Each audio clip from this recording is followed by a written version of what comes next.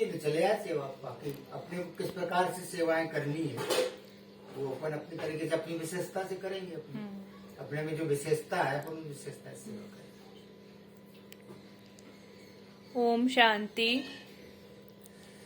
आज 19 जनवरी 2023 को शिव बाबा हमसे क्या कह रहे हैं। मीठे बच्चे, साकार शरीर को याद करना भी भूत अभिमानी बनना है, क्योंकि शरीर तो 5 भूतों का है। इस शरीर को भी याद नहीं करना है। तुम्हें तो देही अभिमानी बन एक विदेही बाप को याद करना है। प्रश्न है, सबसे सर्वोत्तम कार्य कौन सा है जो बाप ही करते हैं? उत्तर, सारी तमोप्रधान सृष्टि को सतोप्रधान सदा सुखी बना देना, यह है सबसे सर्वोत्तम कार्य जो बाप ही करते हैं। इस ऊंचे कार्य के कारण उनके यादगार भी बहुत ऊंचे ऊंचे बनाए हैं। बाबा इस घोर कलयुग को सतयुग बना रहे हैं, तो इसीलिए उनकी जो यादगार है वो बहुत है। प्रश्न है, किन तो शब्दों में सारे ड्रामा का राज आ जाता है? उत्तर, पूज्य और पुजारी। जब तुम पूज्य हो तब पुरुषोत्तम हो, फिर मध्यम कनिष्ठ बनते हो। माया पूज्य से पुजारी बना देती है। ये माया ने हमको पुजारी बनाया, इतना भटकाया हमें जन्मों जन्म, और अब फिर हमें बाबा मिल गया। गीत है, महफिल में जल उठी क्षमा, महफिल में जल उठी क्षमा। भगवान बैठ बच्चों को समझाते हैं कि मनुष्य को भगवान नहीं कहा जा सकता। भगवान क्या कह रहे हैं कि मनुष्य को भगवान नहीं कहो। जो भी गुरु हैं, जो कुछ भी हैं, वो भी सब मनुष्य हैं। हर कोई स्वार्थी है, लेकिन जो परमात्मा है वो निस्वार्थ प्रेम करता है हमसे। सबसे बड़ा गुरु कौन है? परमात्मा। ब्रह्मा विष्णु शंकर का भी चित्र है, उनको भगवान नहीं कह सकते। परमपिता परमात्मा का निवास उनसे भी ऊंच है ना। ब्रह्मा विष्णु शंकर तो देवी देवता हैं, इनको भी परमात्मा नहीं बनाया है ना। तो सबसे ऊंच कौन है? परमात्मा। उनको ही प्रभु, ईश्वर, भगवान आदि कहते हैं। मनुष्य जब पुकारते हैं तो उन्हों को कोई भी आकार व साकार मूर्ति दिखाई नहीं पड़ती, इसलिए किस भी मनुष्य आकार को भगवान कह देते हैं, है ना। सन्यासियों को भी देखते हैं तो कहते हैं भगवान, परंतु भगवान खुद समझाते हैं कि मनुष्य को भगवान नहीं कहा जा सकता। किसी भी मनुष्य को आपको भगवान नहीं बनाना है। भगवान, परमात्मा, ईश्वर एक है, उसकी जगह कोई भी नहीं ले सकता। निराकार भगवान को तो बहुत याद करते हैं। जिन्होंने गुरु नहीं किया है, छोटे बच्चे हैं, उनको भी सिखाया जाता है परमात्मा को याद करो, परंतु किस परमात्मा को याद करो यह नहीं बताया जाता। कोई भी चित्र बुद्धि में नहीं रहता। दुख के समय कह देते हैं प्रभु। कोई गुरु व देवता आदि का चित्र उनके सामने नहीं आता है। भल बहुत गुरु किए हों तो भी जब है भगवान, हे भगवान कहते हैं तो कभी उनको गुरु याद नहीं आएगा। अगर गुरु को याद कर और ही भगवान कहें तो वह मनुष्य जो जन्म मरण में आने वाला हो गया, तो गोया 5 तत्वों के बने हुए इस शरीर को याद करते हैं, जिसको 5 भूत कहा जाता है। ये शरीर क्या है? भूत है। इसको याद करना भी मतलब विकारों को याद करना। अपने को केवल आत्मा समझ उस परमात्मा को याद करना है। अगर किसी मनुष्य को भगवान समझते तो ऐसे नहीं कि उनमें जो आत्मा है उसको याद करते हैं। नहीं, आत्मा तो दोनों में है। याद करने वाले में भी तो जिसको याद करते हैं उनमें भी। परमात्मा को तो सर्वव्यापी कह देते, परंतु परमात्मा को पाप आत्मा नहीं कहा जा सकता। परमात्मा शिव जो है वो कभी पाप नहीं करते। हम देवात्मा भी पाप कर देते हैं। वास्तव में परमात्मा नाम जब निकलता है तो बुद्धि निराकार तरफ चली जाती है। निराकार बाप को निराकार आत्मा याद करती है, उसको देही अभिमानी कहेंगे। साकार शरीर को जो याद करते हैं वह जैसे भूत अभिमानी है। साकार शरीर को याद नहीं करना है कभी भी। वो क्या है? भूत है। भूत भूत को याद करते हैं क्योंकि उन अपने को आत्मा समझने बदले 5 भूतों का शरीर समझते हैं। नाम भी शरीर पड़ जाता है। अपने को भी 5 तत्वों का भूत समझते हैं और उनको भी शरीर से याद करते हैं। शरीर से याद नहीं करना है। मैं निराकार आत्मा, वही परमात्मा को याद कर सकते हैं। देही अभिमानी तो है नहीं। अपने को निराकार आत्मा समझे तो निराकार परमात्मा को याद करें। बाबा क्या कह रहा है कि अपने को निराकार आत्मा समझो और उस निराकार परमात्मा से जुड़े रहो। सभी आत्माओं का संबंध पहले परमात्मा से है। पहले किससे संबंध है हमारा? परमात्मा से। आत्मा दुख में परमात्मा को ही याद करती है, उनके साथ संबंध है ना। वह आत्माएं को सभी दुखों से छुड़ाते हैं। परमात्मा को, सभी आत्माओं को हमें याद दिलाना है परमात्मा के बारे में, क्योंकि वो परमात्मा ही सबको दुख से छुड़ाएगा ना, हम थोड़ी छुड़ा सकते हैं। करने कराने वाला कौन है? वो परमात्मा है। उनको क्षमा भी कहते हैं। जल उठी क्षमा। अभी परमात्मा पृथ्वी पे है। कोई बत्ती आदि की तो बात नहीं, वह तो परमपिता परमात्मा है। क्षमा कहने से मनुष्य फिर ज्योति समझ लेते हैं। यह तो बाप ने खुद समझाया है, मैं परमात्मा हूँ, जिसका नाम शिव है। शिव आए हुए हैं पृथ्वी पे, जिसके हम इतने भजन सुने और देखते रहते थे पिक्चरों में, मूवी में, कि कैसे उसने इतनी तपस्या करी और शिव ने उसे दर्शन दिए। तो वो शिव ही आए हैं हमें दर्शन देने। शिव को रुद्र भी कहते हैं। उस निराकार के ही अनेक नाम हैं और कोई के इतने नाम नहीं। ब्रह्मा विष्णु शंकर का एक ही नाम है।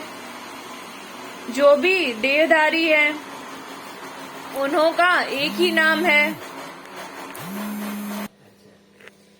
उनकी महिमा अपरंपार है।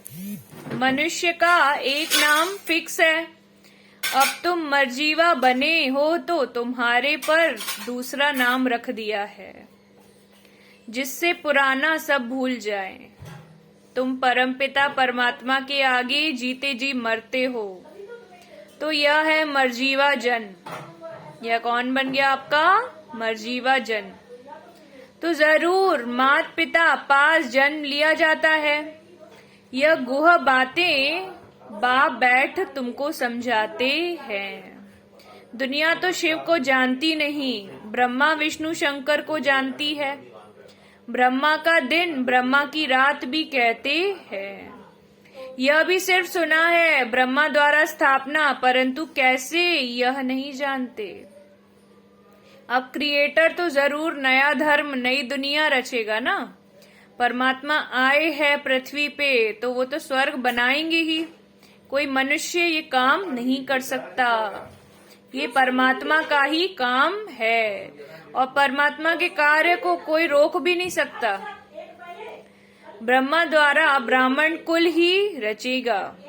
तुम ब्राह्मण ब्रह्मा को नहीं परमपिता परमात्मा को याद करते हो, क्योंकि ब्रह्मा द्वारा तुम उनके बने हो।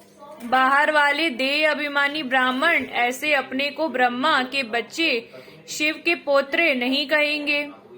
शिव बाबा जिसकी जयंती भी मनाते हैं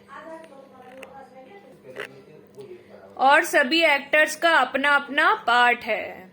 ये क्या चल रहा है दुनिया में, ड्रामा चल रहा है, ये कुछ भी हकीकत है नहीं। पुनर्जन्म लेते हैं तो भी अपना नाम धरते हैं। यह परमपिता परमात्मा एक ही है जिसका व्यक्त नाम रूप नहीं है, परंतु मूढ़मती मनुष्य समझते नहीं है। मनुष्य जो है वो नहीं समझ पा रहे हैं परमात्मा को। एक्टर्स का अपना अपना पार्ट है। परमात्मा का यादगार है तो जरूर वह आया होगा ना। परमात्मा भी आए हुए हैं, पृथ्वी पे ही हैं वो। स्वर्ग रचा होगा, नहीं तो स्वर्ग कौन रचेगा। अब फिर आकर यह रुद्र ज्ञान यज्ञ रचा है। ये ज्ञान यज्ञ किसने रचा है। हम गॉडली स्टूडेंट हम सब बने हैं। हम सब किसके बच्चे हैं, एक परम पिता परमात्मा के। इसको यज्ञ कहा जाता है क्योंकि इसमें स्वाहा होना होता है। इसमें अभी हम सब स्वाहा होने वाले हैं। यज्ञ तो बहुत मनुष्य रचते हैं, वह तो सब है भक्ति मार्ग के स्थूल यज्ञ।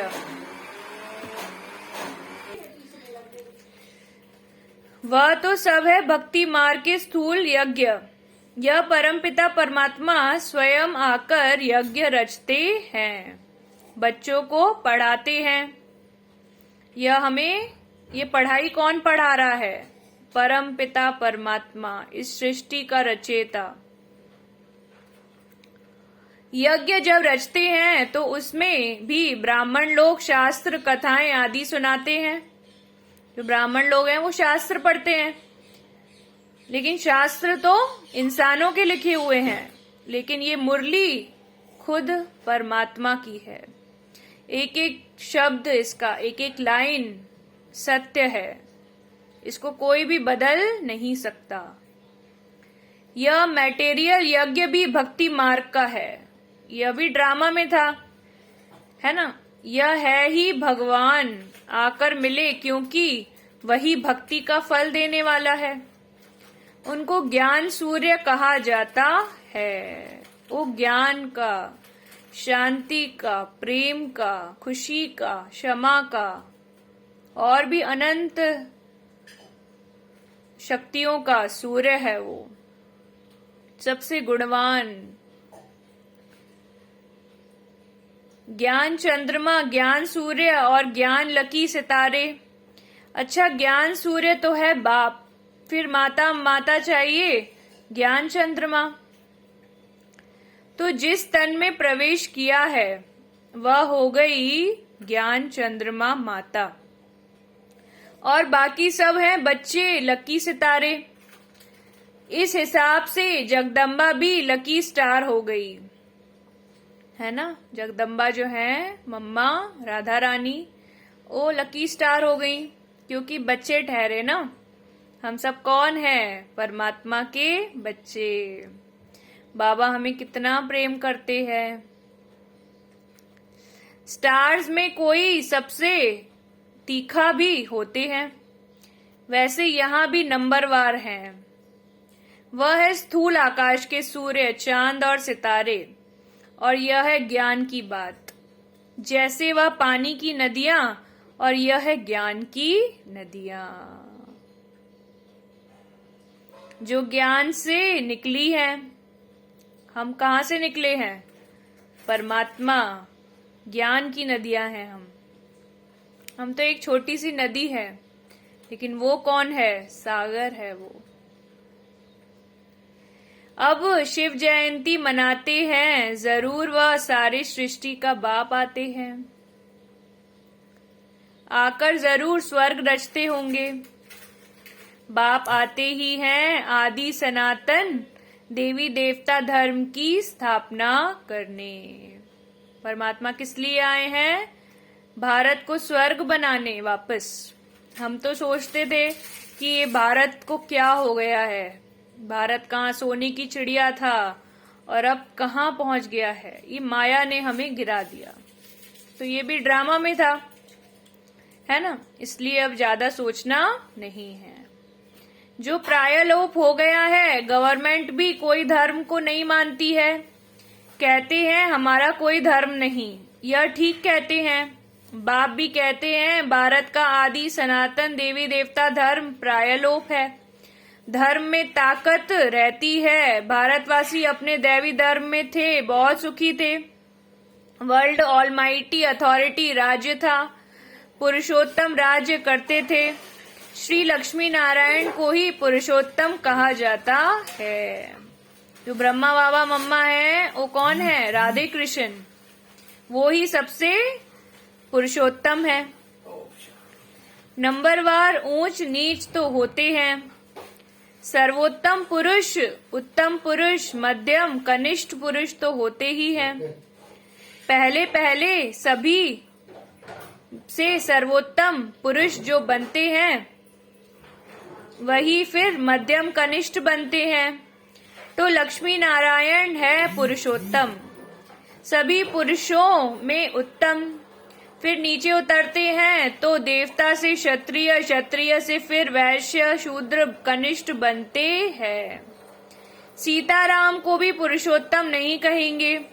सभी राजाओं के राजा सर्वोत्तम, सतोप्रधान पुरुषोत्तम है लक्ष्मी नारायण। यह सब बातें तुम्हारी बुद्धि में बैठी है। कैसे यह सृष्टि का चक्र चलता है, पहले पहले उत्तम, फिर मध्यम, कनिष्ठ बनते हैं। इस समय तो सारी दुनिया तमो प्रधान है।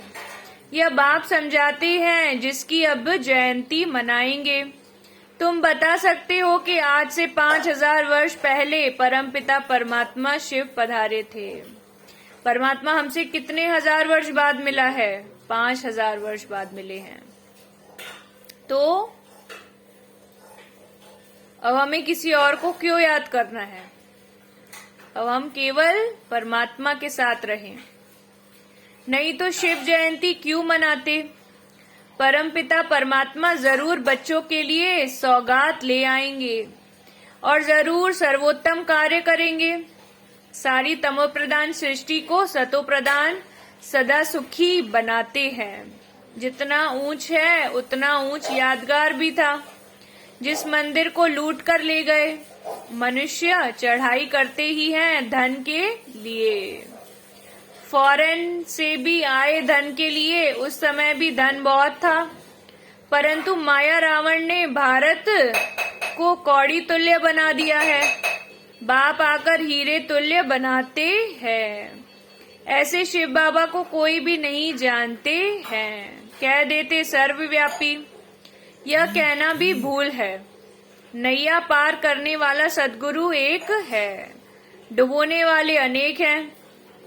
डुबोने वाले पूरी दुनिया है हमको, लेकिन वो पार लगाने वाला है। सभी विषय सागर में डूबे हुए हैं। तो कहते हैं इस संसार असार संसार विषय सागर से उस पार ले चलो जहाँ क्षीर सागर है। गाया भी जाता है कि विष्णु क्षीर सागर में रहते थे। स्वर्ग को क्षीर सागर कहा जाता है। स्वर्ग को क्या कहते हैं? क्षीर सागर, जहाँ लक्ष्मी नारायण राज्य करते हैं। बाकी ऐसे नहीं, विष्णु वहाँ क्षीर सागर में विश्राम करते हैं। वो लोग तो बड़ा तालाब बनाकर उसके बीच में विष्णु को रखते हैं। विष्णु भी लंबा चौड़ा बनाते हैं। इतने बड़े तो लक्ष्मी नारायण होते नहीं, बहुत बहुत 6 फुट होंगे। पांडवों के भी बड़े बड़े बुत बनाते हैं। रावण का कितना बड़ा बुत बनाते हैं। बड़ा नाम है तो बड़ा चित्र बनाते हैं। बाबा का नाम भल बड़ा है परंतु उनका चित्र छोटा है। यह तो समझाने के लिए इतना बड़ा रूप दे दिया है। बाप कहते हैं मेरा इतना बड़ा रूप नहीं है। जैसे आत्मा छोटी है वैसे ही परमात्मा भी स्टार मिसल हूँ। उसको सुप्रीम सोल कहा जाता है। वह है सबसे ऊंच, उसी में सारा ज्ञान भरा हुआ है। उनकी महिमा गाई हुई है कि वह मनुष्य सृष्टि का बीज रूप है, ज्ञान का सागर है, चैतन्य आत्मा है, परंतु सुनावे तब जब ऑर्गन्स लेवे। जैसे बच्चा भी छोटे ऑर्गन से बात नहीं कर सकता, बड़ा होता है तो शास्त्र आदि देखने से अगले संस्कारों की स्मृति आ जाती है। तो बाप बैठ बच्चों को समझाते हैं, मैं फिर से 5000 वर्ष बाद तुमको वही राजयोग सिखाने आया हूँ। श्री कृष्ण ने कोई राजयोग नहीं सिखाया, उन्होंने तो प्रारब्ध भोगी है। 8 जन्म सूर्यवंशी, 12 वंश चंद्रवंशी, फिर 63 जन्म वैश्य शूद्र बने हैं। अभी सबका यह अंतिम जन्म है। यह सभी आत्माओं का अंतिम जन्म है। यह श्री कृष्ण की आत्मा भी सुनती है, तुम भी सुनते हो। यह है संगम युगी ब्राह्मणों का वर्ण। फिर तुम ब्राह्मण से जाकर देवता बनेंगे। ब्राह्मण धर्म, सूर्यवंशी देवता धर्म और चंद्रवंशी क्षत्रिय धर्म, तीनों का स्थापक एक ही परमपिता परमात्मा है। तो तीनों को शास्त्र भी एक होना चाहिए, अलग अलग कोई शास्त्र है नहीं। ब्रह्मा इतना बड़ा सभी का बाप है, प्रजापिता, उनका भी कोई शास्त्र है नहीं। हे गीता में ही भगवानोवाच है, ब्रह्मा भगवानोवाच नहीं है। यह है शिव भगवानोवाच, ब्रह्मा द्वारा जिससे शूद्रों को कन्वर्ट कर ब्राह्मण बनाया जाता है। ब्राह्मण ही देवता और जो नापास होते हैं वह क्षत्रिय बन जाते हैं। 2 कला कम हो जाती है। कितनी अच्छी रीति समझाते हैं। ऊंचते ऊंच है परमपिता परमात्मा, फिर ब्रह्मा विष्णु शंकर, उनको भी पुरुषोत्तम नहीं कहेंगे। जो पुरुषोत्तम बनते हैं वही फिर कनिष्ठ भी बनते हैं। मनुष्यों में सर्वोत्तम है लक्ष्मी नारायण, जिसके मंदिर भी हैं, परंतु उनकी महिमा को कोई जानते नहीं है, सिर्फ पूजा करते रहते हैं। अब तुम पुजारी से पूज्य बन रहे हो, माया फिर पुजारी बना देती है। ड्रामा ऐसा बना हुआ है ना, जब नाटक पूरा होता है तभी मुझे आना पड़ता है, फिर रद्दी होना भी ऑटोमेटिकली बंद हो जाती है। फिर तुम बच्चों को आकर अपना अपना पार्ट रिपीट करना है। यह परमपिता परमात्मा खुद बैठ समझाते हैं, जिसकी जयंती भक्ति मार्ग में मनाते हैं। यह तो मनाते ही रहेंगे। स्वर्ग में तो कोई भी जयंती नहीं मनाते हैं। श्री कृष्ण राम आदि की भी जयंती नहीं मनाएंगे, वह तो खुद प्रैक्टिकल में होंगे ना। यह तो होकर गए हैं तब मनाते हैं। वहाँ वर्ष वर्ष श्री कृष्ण का बर्थडे नहीं मनाएंगे, वहाँ तो सदैव खुशियां हैं ही। बर्थडे क्या मनाएंगे? बच्चे का नाम तो माता पिता ही रखते हैं, गुरु तो वहाँ होते नहीं। वास्तव में इन बातों का ज्ञान और योग से कोई कनेक्शन नहीं है। बाकी वहाँ ही रस्म क्या है, जो पूछना होता है या तो बाबा कह देंगे, वहाँ के कायदे जो होंगे वह चल पड़ेंगे। तुमको पूछने की क्या दरकार है? पहले मेहनत कर अपना पद तो प्राप्त कर लो, लायक तो बनो, फिर पूछना। ड्रामा में कोई न कोई कायदा होगा। अच्छा, मीठे मीठे सिकी लद्दी बच्चों प्रति माता पिता बाप दादा का याद प्यार और गुड मॉर्निंग। रूहानी बाप की रूहानी बच्चों को नमस्ते। हम रूहानी बच्चों की रूहानी बाप दादा को याद प्यार गुड मॉर्निंग नमस्ते। शुक्रिया बाबा, शुक्रिया। धारणा के लिए मुख्य सार, अपने को निराकार आत्मा समझ निराकार बाप को याद करना है, किसी भी देहधारी को नहीं याद करना। मर्जीवा बन पुरानी बातों को बुद्धि से भूल जाना है। बाप के रचे हुए इस रुद्र यज्ञ में संपूर्ण स्वाहा होना है। शूद्रों को ब्राह्मण धर्म में कन्वर्ट करने की सेवा करनी है। वरदान दिया है बाबा ने अपने बच्चों को, परमात्मा वरदान से भर रहे हैं। दिनचर्या की सेटिंग और बाप के साथ द्वारा हर कार्य एक्यूरेट करने वाले विश्व कल्याणकारी भव। बाप के साथ रहना है और हर कार्य को एकदम एक्यूरेट करना है। दुनिया में जो बड़े आदमी होते हैं उनकी दिनचर्या सेट होती है ना। अपनी दिनचर्या को सेट करो। ऐसा नहीं कि कभी कभार बहुत खुश हो जा रहे हैं, बाबा मिल गया, कभी कभार इतना लो हो जा रहे हैं, साधारण बन जा रहे हैं। ऐसा नहीं होना है। हर समय हर क्षण हमें ऊंच स्थिति में रहना है, बाप समान बनना है, बाप से गुणों गुण भरने अपने अंदर। कोई भी कार्य एक्यूरेट तब होता है जब दिनचर्या की सेटिंग हो। सेटिंग के समय एनर्जी सब बच जाती है। एक व्यक्ति 10 कार्य कर सकता है तो आप विश्व कल्याणकारी जिम्मेवार बने हो आत्माएं। हर कार्य में सफलता प्राप्त करने के लिए दिनचर्या को सेट करो। बाबा क्या कह रहे हैं, अपना एक टाइम टेबल बनाओ, है ना, और उस टाइम टेबल को फॉलो करके ही बाबा की सेवा करते रहो और बाप के साथ सदा कंबाइंड होकर रहो। 1000 भुजाओं वाला बाप आपके साथ है तो एक कार्य के बजाय 1000 कार्य एक्यूरेट कर सकते हो। क्या कह रहे हैं बाबा कि आप जो हो वो सभी कार्य परफेक्ट कर सकते हो क्योंकि आप किसके साथ हो, परमात्मा के साथ। स्लोगन है, सर्व आत्माओं प्रति शुद्ध संकल्प करना ही वरदानी मूर्त बनना है। सभी आत्माओं के प्रति अभी हम शुद्ध संकल्प करेंगे कि परमात्मा सबको खुश रखे, सबको स्वस्थ रखे और सबको शांति शक्तियां प्यार से भर के इस पृथ्वी को जल्द से जल्द हम स्वर्ग बनाएं। शुक्रिया। ओम शांति।